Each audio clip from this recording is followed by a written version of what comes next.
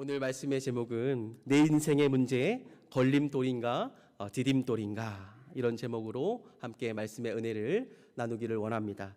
여러분 1991년 일본의 이 최대 사과 생산지였던 이 아오모리 현에 아주 큰 태풍이 불어닥쳤다 그래요. 그래서 여러분 잘 익어가던 이 사과가 이 강력한 이 태풍으로 인해서 대부분 다 땅에 떨어지고 말고 이 붙어있던 사과가 몇 개 남지 않았답니다.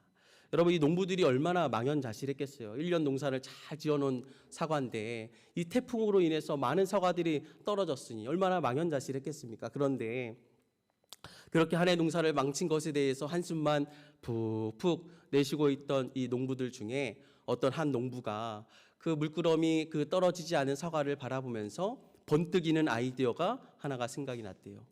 그것은 그러면서 그 사과에다가 이 별명을 붙여줬는데 일명 태풍에도 떨어지지 않는 사과 이렇게 이름을 지어줬답니다. 여러분 그런데 그 사과가 판매되는 시기가 마침 이 대학교 입시 시기와 맞물려지게 되면서 이 농부의 사과는 절대 떨어지지 않는 합격 사과가 되어서 그 당시 불티나게 이 사과가 팔리게 되었다고 합니다. 여러분 이 태풍으로 인해서 일반 사과보다 맛도 덜하기도 하고 이 모양도 곱지 않았지만 이 태풍을 견딘 사과였기에 이 사람들은 기꺼이 비싼 값을 주고 이 사과를 지불했다라는 것입니다.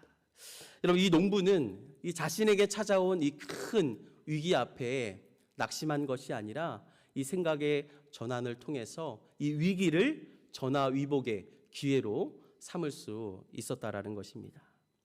여러분 오늘 본문을 보면 여러분 우리가 잘 알고 있는 믿음의 조상이라고 하는 이 아브라함도 그의 인생 가운데 큰 위기를 만나게 됩니다. 여러분 왜냐하면 하나님께서 이 100세에 얻은 독자 이삭을 번제로 바치라 명령하시는 거예요. 여러분 아마도 이 아브라함이 이 명령을 들었을 때 두 귀를 의심했을 것 같습니다. 여러분 아브라함에게 이삭이 어떤 아들입니까? 정말 오랜 시간 기다려서 여러분 100세에 얻은 정말 눈에 넣어도 아프지 않을 여러분 귀한 아들 아니겠습니까? 그런데 오늘 본문 1절을 보면 하나님께서 그렇게 아브라함을 부르신 이유를 설명하고 있어요. 우리 한번 1절 말씀 다시 한번 읽어볼까요? 시작. 그 일 후에 하나님이 아브라함을 시험하시려고 부르시되 아브라함아 하시니 그가 이르되 내가 여기 있나이다. 아멘. 여러분 하나님이 아브라함을 부르시는데 왜 부르셨대요? 아브라함을 시험하시려고 부르셨대요. 여러분 우리 생각에는 시험하면 그렇게 좋은 이미지가 아니잖아요. 이거 왜 시험을 하려고 부르셨지?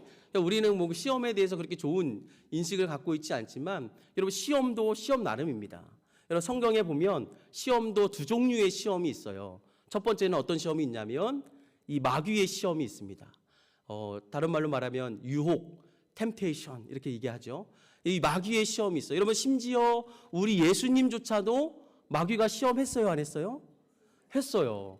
이 공생애를 시작하시기 전에 이 40일 동안 금식을 하셨거든요. 그때 이 마귀가 나타나서 예수님을 시험하기 시작해요. 물론 예수님께서 말씀으로 그 시험을 이기셨죠. 그런데 여러분 예수님도 이 마귀가 시험하는 판인데 여러분 우리라고 뭐 가만히 있겠습니까? 사단 마귀는 우리도 시험하고 유혹하는 존재라는 사실을 우리가 기억해야 돼요. 여러분 그런데 이 사단 마귀의 시험에는 목적이 있습니다. 분명한 목적이 있어요. 여러분 어떤 목적을 갖고 있을까요?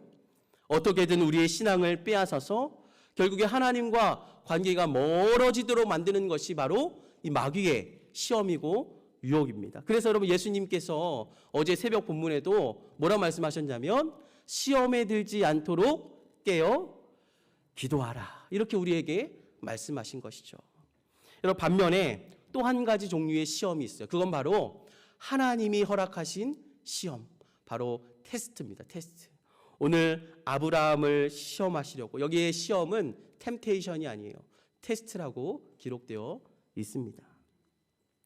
여러분 이 성경 인물들 중에 보면 여러분 구약의 그 하나님 앞에 존귀하게 쓰임 받았던 모든 대부분의 인물들은요, 하나님께서 허락하신 이 고난의 터널, 이 시험을 잘 통과했던 사람들이 대부분이에요. 욥도 그렇고 다윗도 그렇고 오늘 본문을 읽은 우리가 아브라함도 마찬가지입니다. 그런데 여러분 이 마귀의 시험의 목적과는 다르게 하나님의 시험의 목적은 전혀 달라요. 바로 우리를 망하게 하거나 우리를 괴롭게 하려는 목적이 아니라 오히려 우리의 믿음을 더욱 강하게 하고 우리로 하여금 하나님을 더 붙들고 살아가도록 만들기 위한 여러분 하나님의 선한 목적이 있다라는 사실을 여러분 믿으시길 바랍니다. 전도서 7장 14절 말씀에 그래서 여러분 하나님께서 우리에게 이 두 때를 허락하셨다고 이야기하고 있어요. 한번 같이 읽어볼까요? 시작. 형통한 날에는 기뻐하고 곤고한 날에는 되돌아 보아라. 이 두 가지를 하나님이 병행하게 하사 사람이 그의 장래일을 능히 헤아려 알지 못하게 하셨느니라. 아멘. 여러분 하나님께서 우리에게 두 때를 허락하신대요. 때로는 형통한 날도 있어요. 여러분 형통한 날에는 어떻게 하래요? 마음껏 기뻐하고 감사하는 거예요. 그러나 여러분 우리 인생 가운데 형통한 날만 있던가요? 곤고한 날도 때로는 마주할 때도 있어요. 여러분 그 곤고한 날에는 어떻게 하래요? 되돌아 보아라. 하나님께서 우리의 삶을 한번 되돌아 보게끔 하시는 거죠. 여러분 왜 하나님께서 이 두 때를 허락하시느냐? 그 뒤에 뭐라고 되어 있어요? 사람이 그의 장래의 일을 능히 헤아려 알지 못하게 하셨느니라. 여러분 만약에 우리가 나의 장래의 일을 다 알고 있다면 여러분 우리가 하나님을 찾을까요? 안 찾을까요? 하나님을 의지할까요? 의지하지 않을까요? 여러분 우리가 만약에 장래의 일을 다 안다면 하나님을 찾을 사람 아무도 없을 거예요. 하나님을 의지하지도 않을 겁니다. 그래서 하나님께서는 우리에게 이 두 때를 허락하신다라는 거예요. 왜요? 이 두 때를 통해서 하나님의 은혜를 더 깊이 누리게 하기 위해서 하나님을 꼭 붙들고 의지하며 살아가도록 하기 위해서 하나님께서 이 두 때를 우리에게 허락하신다라고 말씀합니다. 여러분 그런 의미에서 여러분 우리 인생 가운데 찾아오는 모든 문제의 답은 여러분 누구에게 있을까요? 하나님께 있는 것입니다. 우리에게 형통한 때도 허락하시고 때로는 공고한 때도 허락하시는 이 두 때를 우리에게 허락하신 하나님께 그 모든 문제의 답이 있는 줄로 여러분 믿으시길 바랍니다. 그러므로 여러분 우리 인생 가운데 찾아오는 크고 작은 인생 가운데 여러 가지 문제들이 닥쳤을 때 여러분 우리가 누구를 찾아가야 할까요? 하나님을 찾아야 하는 것입니다. 우리가 하나님 앞에 그 문제를 가지고 하나님께 맡기고 찾고 구하고 두드릴 때 여러분 우리의 인생길에 하나님께서 가장 좋은 것으로 응답해 주시는 줄로 여러분 믿으시길 바랍니다. 여러분 바라기는 어떠한 삶의 문제를 만나더라도 여러분 근심하거나 걱정하거나 두려워하는 것이 아니라 하나님께 그 모든 문제를 맡기고 하나님 안에서 답을 찾는 지혜로운 성도들이 되시기를 예수 이름으로 축복합니다. 그런데 여러분 한번 생각해 보세요. 100세에 얻은 이 귀한 아들 이 이삭을 여러분 번제로 드리는 일이 쉬운 일일까요? 여러분 지금 저에게 말씀하셔도 제 두 아들을 번제로 절대로 못 드리죠. 여러분 어떻게 드립니까? 이 귀한 아들을. 그렇죠? 그런데 여러분 하나님께서 이 아브라함을 부르신 그 시기를 지금 성경이 언급하고 있어요. 굉장히 중요한 단서입니다. 오늘 1절을 다시 한번 보면요. 이 전반절에 보면 이렇게 되어 있어요. 하나님께서 아브라함을 언제 시험하시려고 불렀냐면 그 일 후에. 이 굉장히 중요한 단서입니다. 그 일 후에. 어떠한 시간이 많이 지난 후에 하나님이 지금 아브라함을 부르신 것 같은 뉘앙스로 성경이 지금 기록하고 있어요.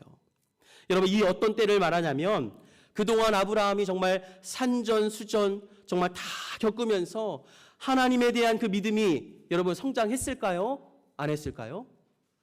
하나님이 보시기에는 이 아브라함의 믿음이 굉장히 많이 성장해 보였던 거예요. 그리고 앞으로 이 아브라함이 믿음의 조상으로서의 그 사명을 감당하시기에 굉장히 적합한 시기가 되었을 그때에 하나님께서 지금 아브라함을 시험하시려고 부르셨다라는 것입니다. 여러분, 한마디로 말하면 하나님께서는 아브라함에게 거는 기대가 있었다라는 거예요. 하나님이 아브라함에 대한 기대감이 있었다라는 거. 어떤 기대가 있었을까요? 아브라함이라면 이 마지막 이 시험을 잘 통과해서 그 믿음의 조상으로서 사명을 잘 감당할 수 있으리라는 그 하나님의 기대감이 지금 이 말씀에 들어있는 것입니다. 여러분, 모든 부모는 모든 자녀들에게 다 여러분 뭐가 있어요? 기대하는 바가 있잖아요. 우리 아이에 대한 기대감이 있어요. 여러분, 어떤 부모가 자녀에 대해서 기대감이 없는 부모가 어디 있겠습니까? 우리 자녀가 몸도 마음도 건강하게 잘 자라기를 바라는 이 부모의 기대감이 있지 않습니까?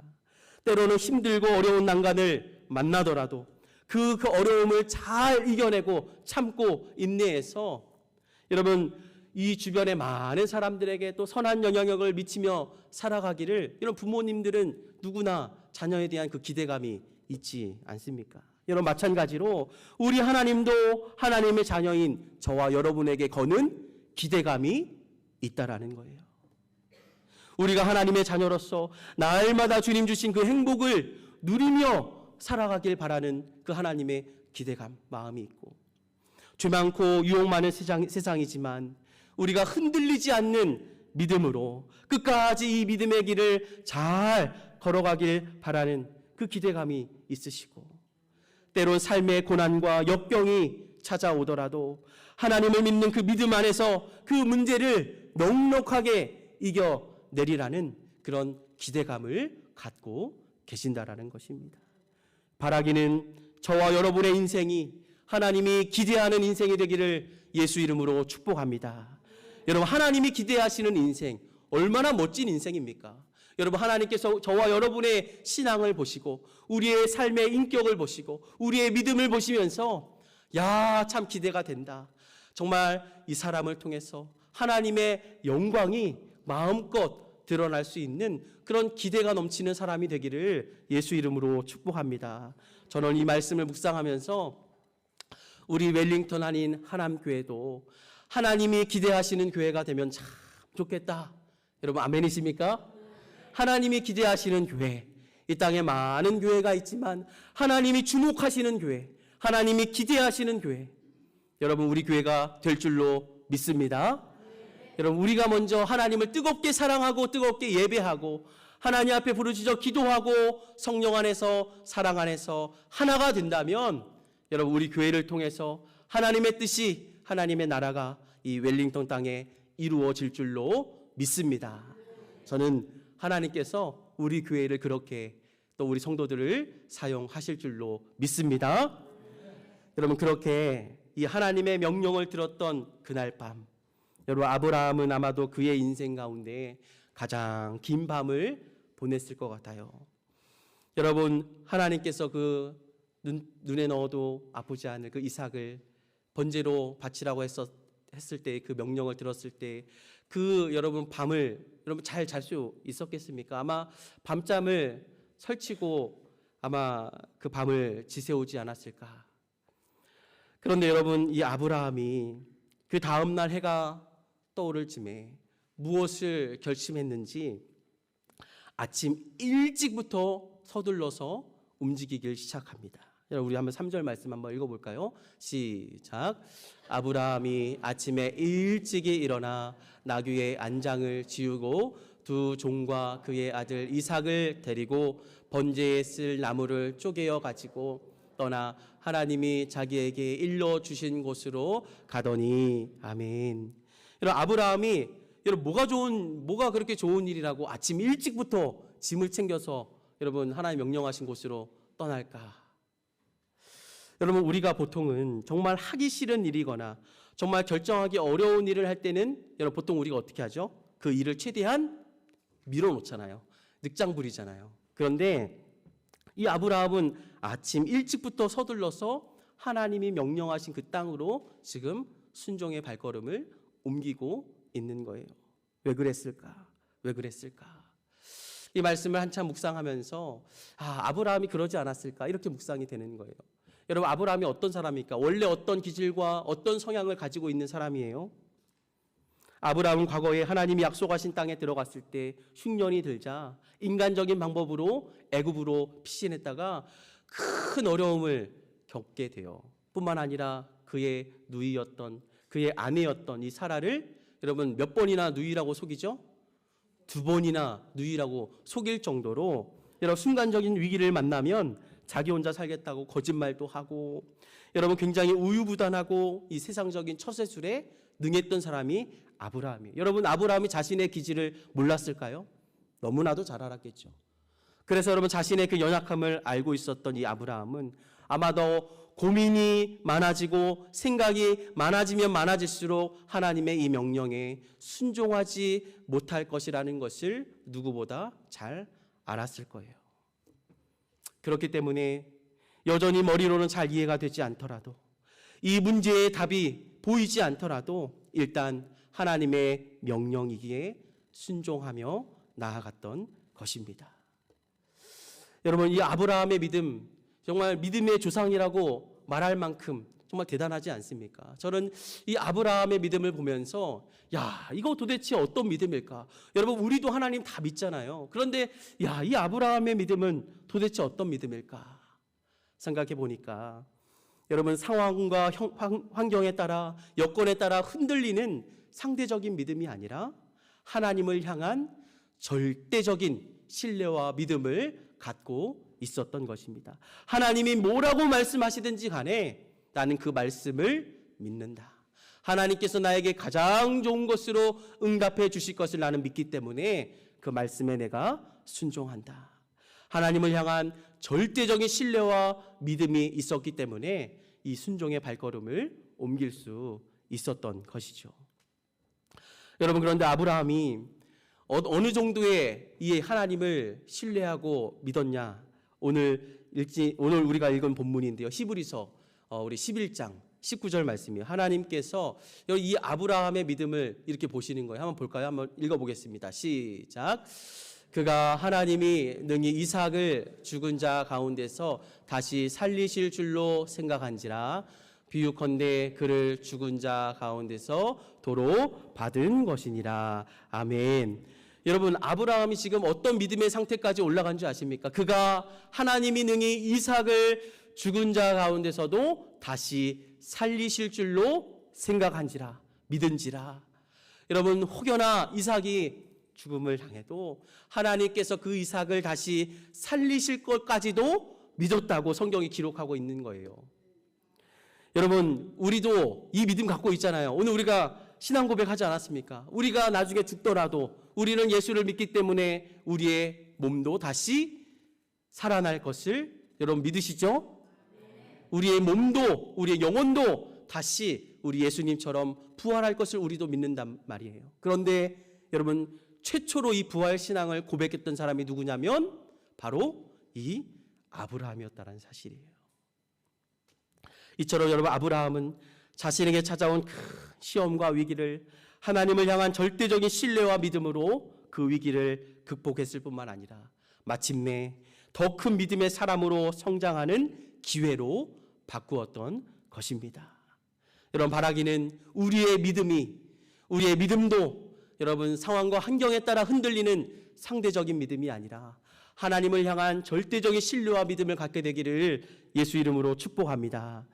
문제보다 크신 하나님을 믿음의 눈으로 바라보는 절대적인 믿음, 어떤 상황과 환경에도 요동하지 않는 그런 하나님을 향한 변함없는 믿음을 갖게 되기를 주님의 이름으로 축복합니다. 여러분 그렇게 아브라함과 이삭이 그 3일 길을 걸어가요. 모리아산까지 이 3일 길이 걸렸다 그래요. 드디어 이 모리아산에 도착하게 됩니다. 그런데 한참 산을 올라가는데 이 이삭에게 드는 생각이 있어요. 장작도 있고 불도 있는데 뭐가 보이지 않는 거예요? 번제드릴 재물이 보이질 않는 거예요. 그래서 천진난만한 목소리로 아버지 아브라함에게 아버지 참 이상하네요. 오늘은 왜 재물이 없을까요? 그랬더니 뜻하지 않는 이 아들의 질문에 이 아브라함이 힘들게 한마디를 꺼내는데 이 대답이 훗날에 엄청난 명언이 됩니다. 우리 8절 말씀 한번 같이 읽어보겠습니다. 아브라함의 이야기예요. 시작. 아브라함이 이르되 내 아들아 번제할 어린 양은 하나님이 자기를 위하여 친히 준비하시리라 하고 두 사람이 함께 나아가서 아멘. 여러분 아브라함이 지금 뭐라 이야기하는 거예요? 아들아 번제할 어린 양은 누가 준비하시겠다고요? 하나님이 자기를 위하여 친히 준비하시리라. 여러분 아브라함은 이 상황에서도 하나님을 오히려 변론하고 있어요. 나를 어렵게 만들고 때로는 난처하게 만든 그 하나님을 변론하면서 오히려 믿음의 말을 선포하고 있는 것입니다. 여러분 이것이 우리가 위기를 디딤돌로 만드는 또 다른 비결입니다. 삶의 위기가 찾아왔을 때, 삶의 크고 작은 문제가 찾아왔을 때 우리가 원망하거나 불평하는 것이 아니라 믿음의 말을 선포하는 것입니다. 여러분 한번 따라해 볼까요? 하나님이 자기를 위하여 친히 준비하시리라. 여러분 이 믿음의 고백이 저와 여러분의 고백이 될 수 있기를 예수 이름으로 축복합니다. 여러분 얼마나 많은 사람들이 삶의 문제가 찾아왔을 때 자신의 신세를 한탄하고 하나님을 원망하고 심지어 자신의 신앙을 포기하고 교회를 떠나가는 사람들도 있습니다. 그야말로 자신에게 찾아온 그 시험이 그 문제가 걸림돌이 되어버린 것이죠. 그러나 여러분 아브라함은 오히려 하나님이 자기를 위하여 친히 준비하시리라 그렇게 믿음의 말을 선포하며 그 위기와 문제를 디딤돌로 삼을 수 있었다라는 것입니다. 여러분 아브라함이 이 믿음의 말을 선포했을 때 그 뒷이야기가 궁금하지 않으십니까? 창세기 22장 13절 14절 오늘 말씀의 결론입니다. 우리 같이 한번 읽어볼까요? 시작. 아브라함이 눈을 들어 살펴본즉 한 순양이 뒤에 있는데 뿔이 수풀에 걸려 있는지라 아브라함이 가서 그 순양을 가져다가 아들을 대신하여 번제로 드렸더라. 14절이요. 아브라함이 그 땅 이름을 여호와 이레라 하였으므로 오늘날까지 사람들이 이르기를 여호와의 산에서 준비되리라 하더라. 아멘. 여러분 세상 사람들은 아마도 이것을 우연이라고 말할 거예요. 야, 우연히 순양이 거기 걸려 있었나 보다. 아마 사람들은 그렇게 말할지도 몰라요. 그러나 믿음의 말을 선포했던 이 아브라함, 하나님을 신뢰하고 순종하며 그 발걸음을 걸어갔던 이 아브라함의 눈에는 그 순양이 누가 준비해 주셨던 거예요? 하나님이 준비해 주셨던 바로 여호와 이레, 그 하나님을 경험할 수 있게 된 것입니다. 여러분 우리의 삶도 마찬가지입니다. 여러분 우리의 삶에도 크고 작은 문제들이 찾아올 수 있어요. 그러나 여러분 거기에 너무나도 근심하거나 걱정하거나 낙심하거나 원망하거나 불평하는 것보다 우리도 이 아브라함처럼 하나님이 나를 위해 친히 준비하시리라 그렇게 믿음의 말을 선포할 수 있는 저와 여러분이 될 수 있기를 주님의 이름으로 축복합니다. 여러분 우리의 삶에도 반드시 여호와 이레 하나님을 만나게 될 줄로 믿습니다. 여러분 그 하나님이 저와 여러분의 하나님인 줄로 믿으시길 바랍니다.